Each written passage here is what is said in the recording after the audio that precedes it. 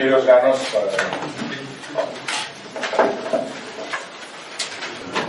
Είπα και στην προηγούμενη συνεδρία που μιλήσαμε για τα σκουπίδια, ότι τα σκουπίδια δεν είναι χώρος πολιτικής ή παραταξιακής αντιπαράθεσης. Είναι ένα πράγμα το οποίο κανένα μας δεν βγαίνει κερδισμένο. Και ας ξεκινήσουμε και από το θετικό. Δεν υπάρχει πολιτική παράταξη, δεν υπάρχει πολιτική δύναμη που εν πάση περιπτώσει δεν θέλει να διαχειριστεί τα σκουπίδια με τον καλύτερο τρόπο. Και πιστεύω ότι σε αυτές τις κατευθύνσεις κινιέται και η σημερινή Δημοτική Αρχή και η προηγούμενη και η μετεπόμενη.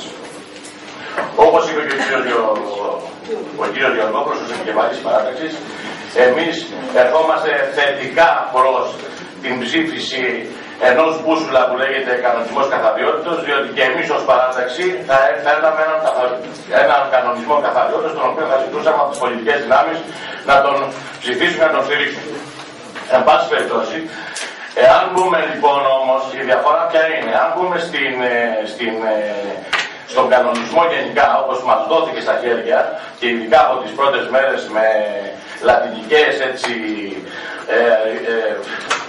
με λατινικούς όρους στις παραγράφους, θα δούμε ότι φτάσατε, μάλλον δείχνει ότι τον διαχειρίζεστε με μια επιπολαιότητα. Με μια επιπολαιότητα υπό την έννοια πια, ότι μπήκαμε μέσα σε ένα ίντερνετ και κατεβάσαμε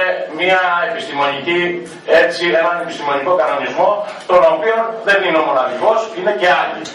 Και μέσα σε αυτούς τους 2-3 που ενδεχομένως 4 που στο κάτω-κάτω όλοι είχαμε τις παρατάξεις μας στο πρόγραμμα ένα μπούσουλα για το πώς θα διαχειριστούμε τα σκουπίδια, τον φέραμε, τον φωτοτυπήσαμε και τον φέραμε για ψήφο.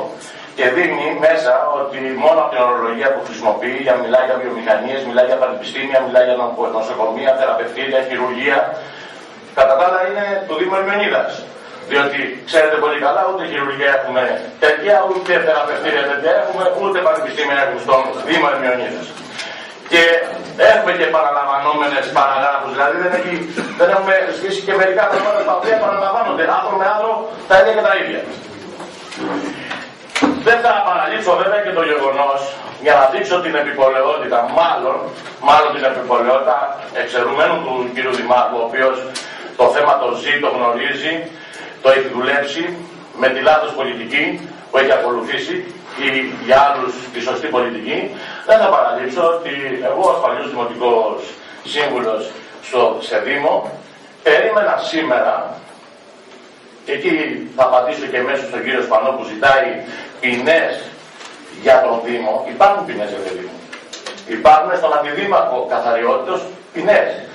Διότι αυτόν τον κανονισμό που σήμερα θα ψηφίσουμε είναι υποχρεωμένος να τον εκτελέσει, να τον επιτηρήσει ο αντιδήμαρχος καθαριότητος.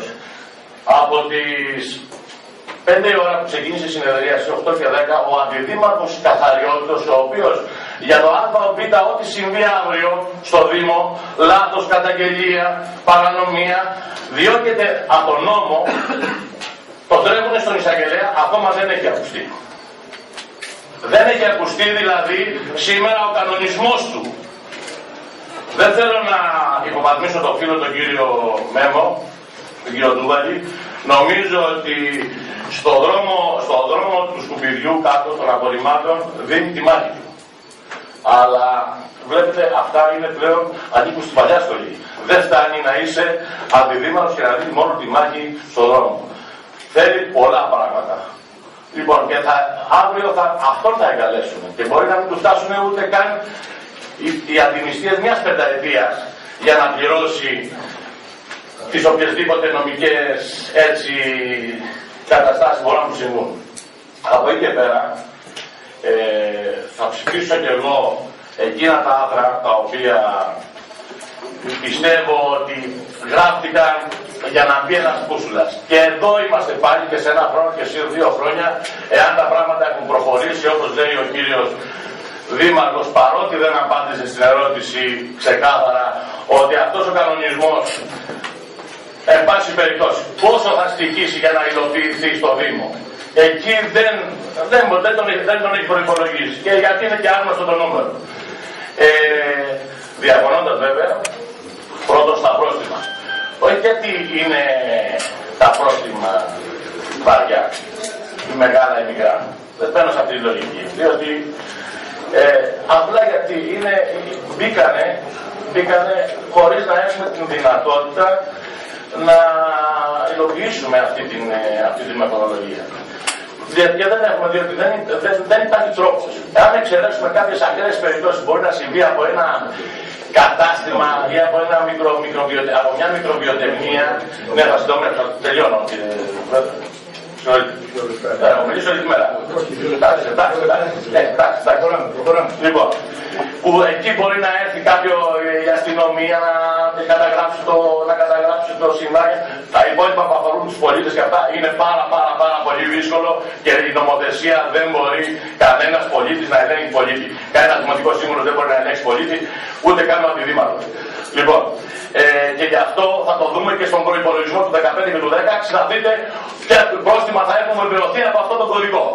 0 θα γράφει. Και στη δική μας θητεία θα γράφει βεβαιωμένα πρόστιμα από καθαριότητα 0. Παρότι μπήκανε και δεν μπαίνουν για χάρη του κανονισμού, μπαίνουν γιατί υπάρχει πραγματικότητα. Όντως μπαίνει αυτή η μέθοδος. Υπάρχει πραγματικότητα στους πολίτες. Και γι' αυτό θα βάζουμε. Από εκεί και πέρα δεν θεωρώ ότι τα κίνητρα χρειάζονται κίνητρα για τις ανακυκλώσεις και αυτά. Τα κίνητρα όλοι κερδίζουμε. Όταν συμμετέχουμε στην ανακύκλωση, συμμετέχουμε σε διάφορες γραμμές σκουπιδιών, όλοι κερδίζουμε. Τι κίνητρα? Τα κίνητρα είναι απλά. Εφόσον κερδίζουμε, μοιραζόμαστε όλοι τα κέρδη. Και όλοι μαζί, αν χάνουμε και πληρώνει περισσότερα ο Δήμος, χάνουμε όλοι μαζί. Και θα διαφωνήσω κάθετα και ξεπερνώντας και ενδεχομένως και την τοποθέτηση του κ. Γεωργόπουλου ως προς το πράσινο σημείο. Το πράσινο σημείο δεν θα το ψηφίσω για το χώρο που φημολογείται. Την επιλογή να... Όχι, την επιλογή του άντρου, αυτό που γράφω. Ναι. Όχι.